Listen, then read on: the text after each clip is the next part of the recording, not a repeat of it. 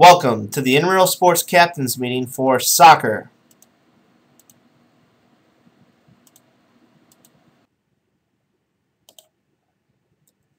Following the PowerPoint, you will be required to complete a quiz in order for your team to complete the pre-registration process.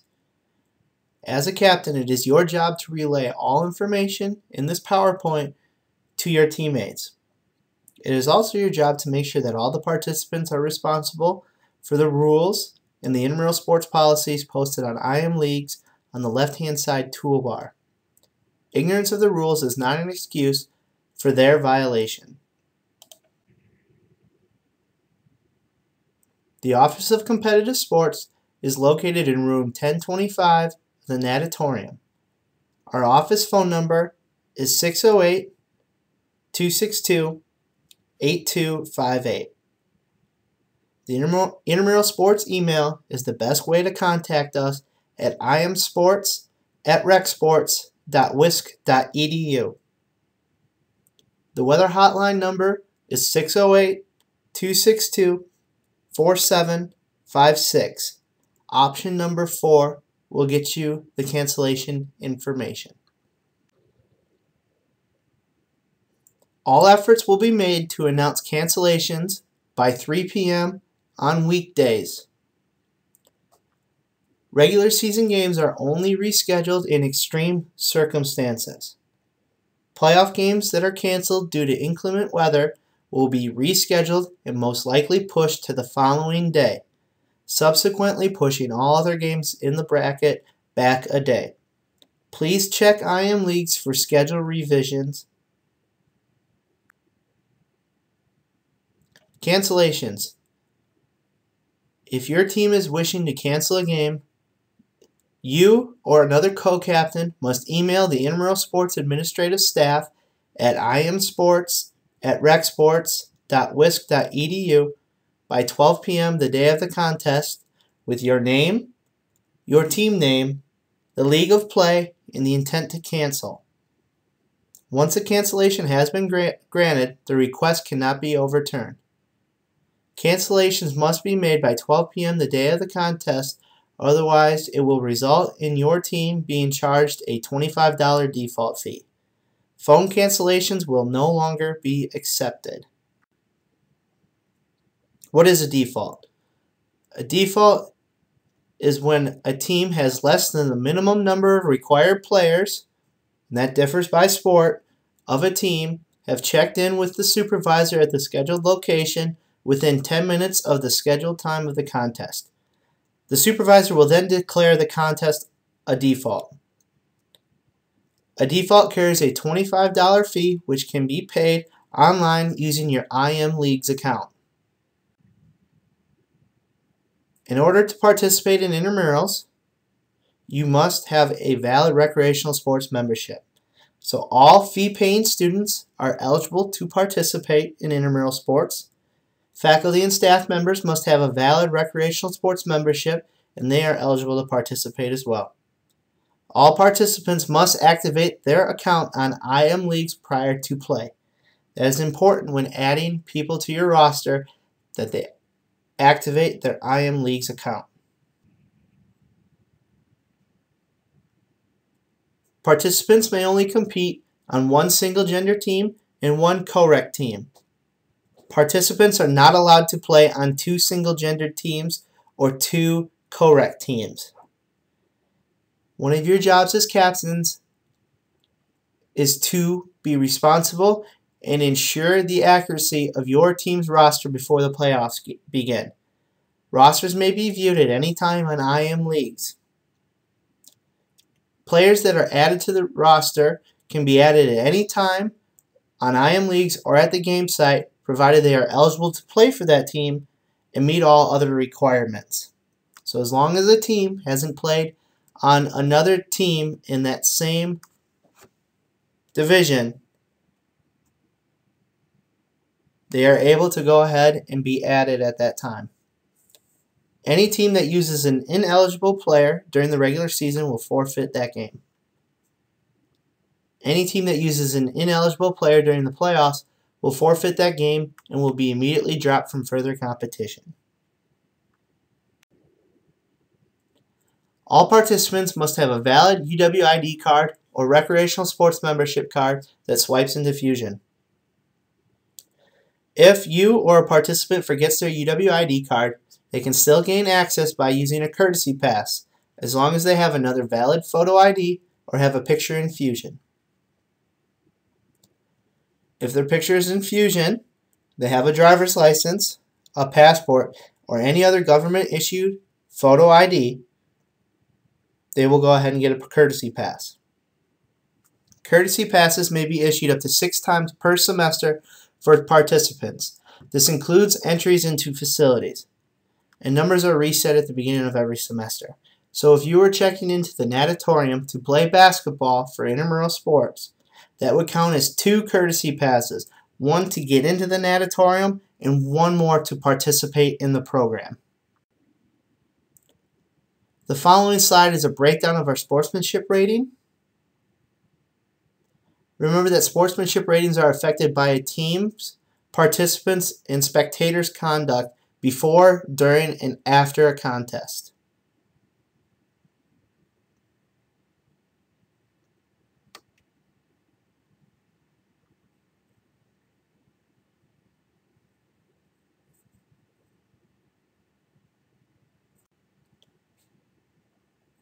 All teams that achieve a 4.0 average or higher in sportsmanship rating and maintain that 4.0 average will make the playoffs as long as they have less than 2 forfeits, cancellations, defaults, or any combination of the aforementioned, and achieve a regular season of record of 500 or better.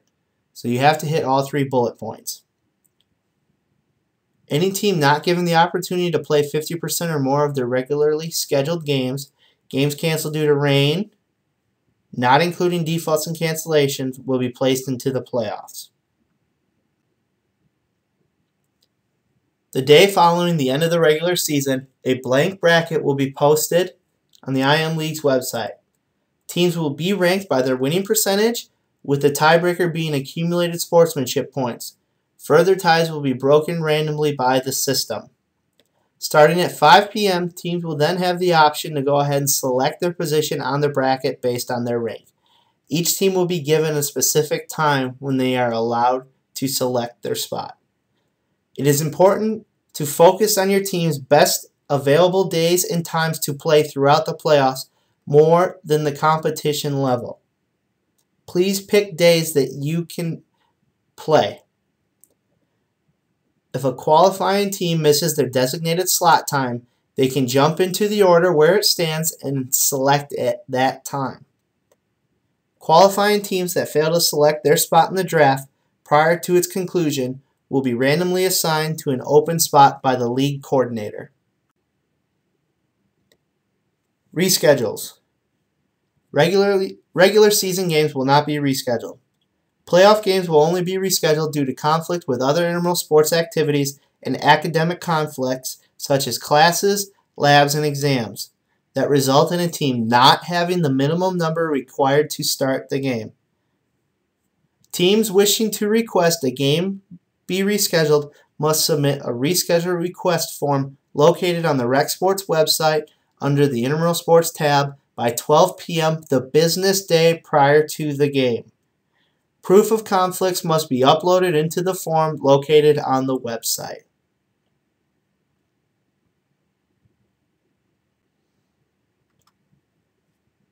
If a team feels an intramural sports staff member has enforced a rule or policy incorrectly, they must call a timeout immediately following the ruling in question.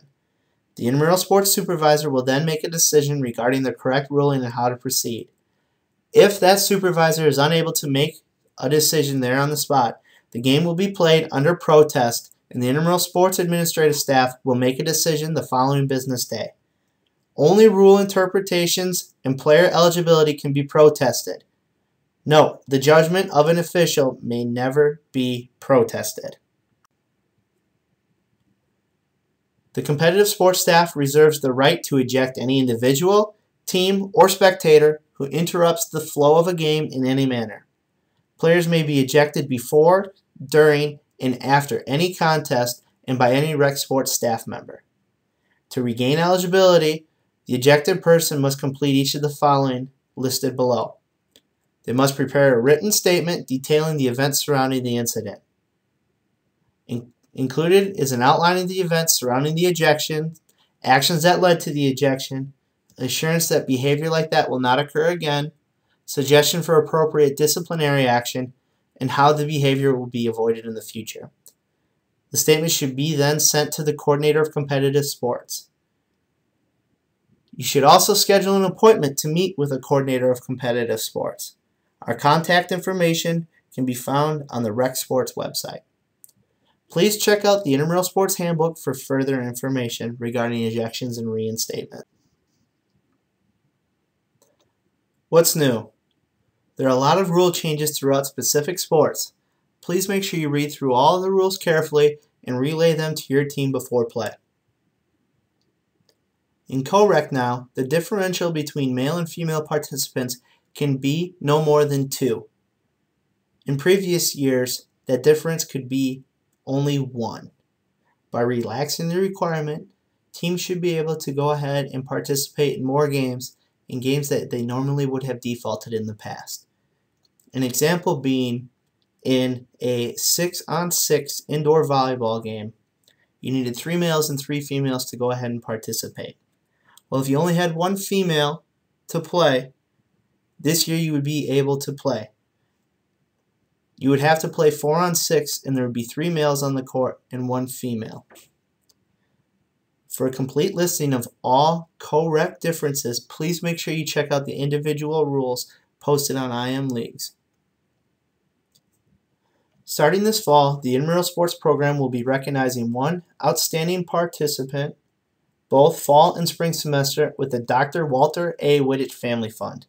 The scholarship, which is $400 and can be used to cover whatever school expenses a student wishes, will be awarded to the intramural sports participant that shows a high degree of merit in the intramural sports program, specifically in the areas of participation, leadership, sportsmanship, and a growing appreciation of the lifelong value of physical activity. Any student who has participated in an intramural sport during the semester of the award is eligible to apply. Students should submit an application highlighting participation in intramural sports while at UW-Madison, the leadership shown both in sport and on campus, examples of sportsmanship, and how involvement in the intramural sports program has influenced lifelong healthy physical activity habits. Dr. Wittich established this scholarship in 1998 in memory of his grandfather, George Wittich, and his father, Walter J. Wittich, whom both gave lifelong professional support to the development and organization of recreation intramural sports programs in Wisconsin and elsewhere. Participants should complete an application online detailing how they meet the requirements for the fund and submit before December 1st. Applications will be reviewed and the recipient will be contacted by December 12th.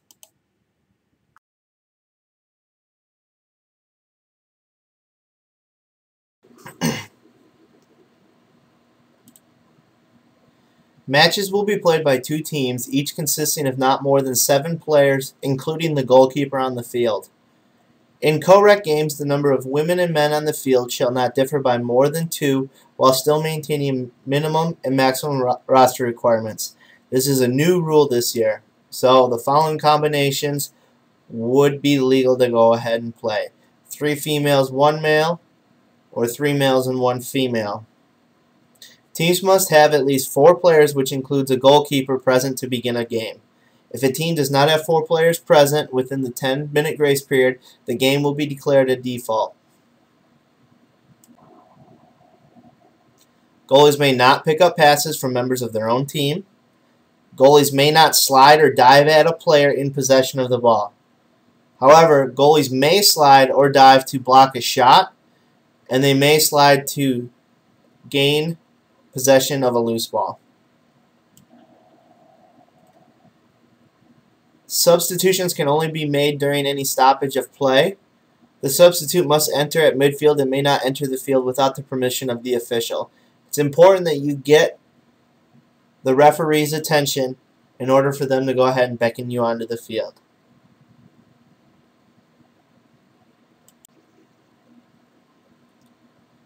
Players shall not wear anything that may be dangerous to him or herself or another player. This includes and not limited to jewelry, watches, metal cleats, caps, and bandanas. Shoes must be worn at all times. No sandals, boots, or bare feet are permitted. Shin guards are highly recommended. All teams are required to provide matching color team shirts of the captain's choosing at registration. Players will not be allowed to participate without a matching colored team shirt.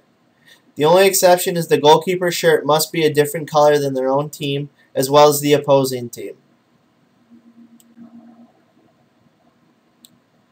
Games will consist of 2 consecutive halves of 20 minutes each, and the clock will run, but may be stopped due to prolonged delays, injuries, and that is at the discretion of the official or the intramural sports supervisor.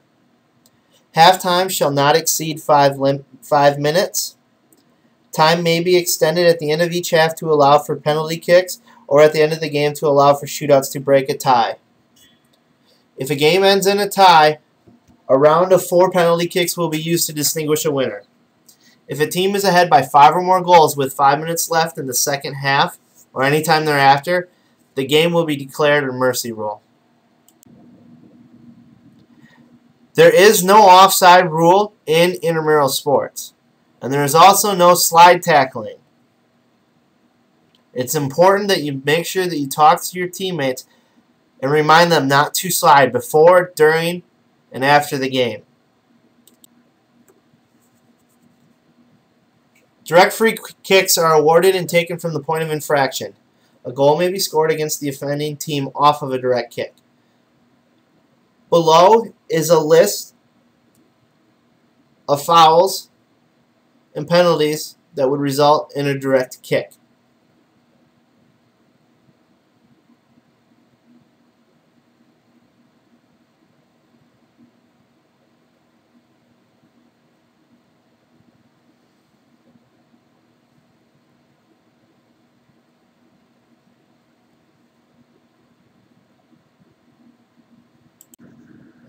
Indirect free kicks are awarded and taken from the point of infraction. A goal may not be scored off of an indirect kick unless the ball is touched or played by another player of either team.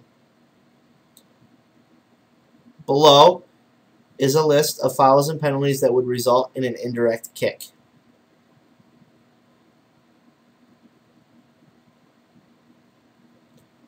Please take note at the second to last bullet. Playing the ball on the ground while having anything other than a hand or a foot on the ground. This includes sliding to gain possession of a loose ball with the exception of the goalkeeper.